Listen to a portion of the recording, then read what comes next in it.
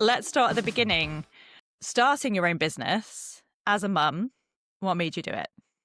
So I think I'm that classic story of I had a career, I had some kids. Career didn't allow me to be the mum that I wanted to be. I then had a big period of thinking, well, that's the end. I will just be the mum that I want to be, and that will be enough.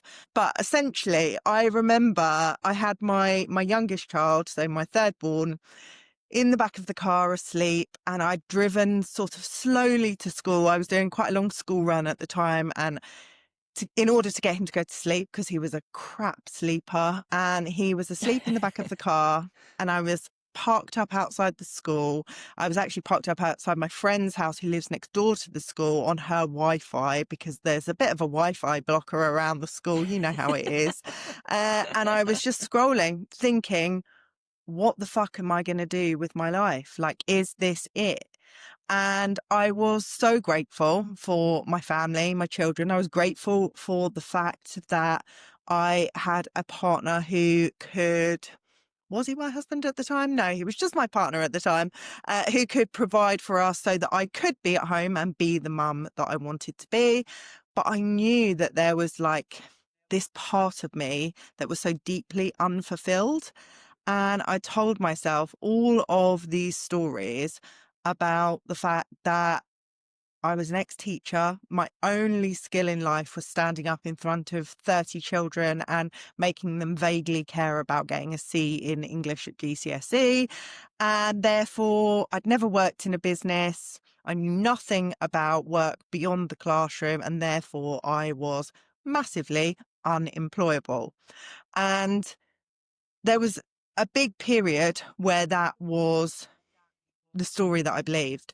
And then I remember this day sat outside the school really vividly, because I kind of was looking at opportunities work. I'd sort of followed some accounts online for a long time where people had children and kind of made online businesses and done something in that vein. I'd sort of had a brief conversation with a friend around how that was something that I wanted to do, and sort of looked into it a bit, but it just felt so far out of reach. And this day in the car, I think, was the first day where I was like, well, what have you got to lose?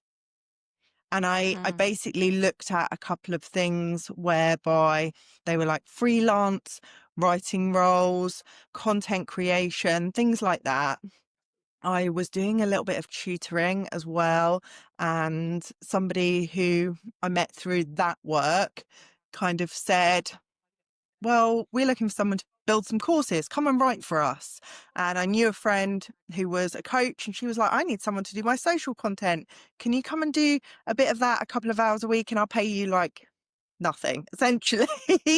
um, and then one of these things that I had found when I was sat looking in the car was writing blogs. And it was writing blogs for another tuition company, and they were going to pay me £15 an hour. And I was like, I can write a blog. No, they're not even £15 an hour, £15 per blog. And I was like, I can write a blog in an Okay. hour. I can write a blog in an hour. Yeah, that's fine. Of course I can write a blog in an hour. So that's £15 an hour. That's good. That's good, right? And yeah, not good for anyone listening at home. But when you're earning and nothing. yeah, absolutely. And I was like, and that's getting paid to write. Like, I can do that at home in my pajamas if I want to. And I Yeah. was so grateful for it.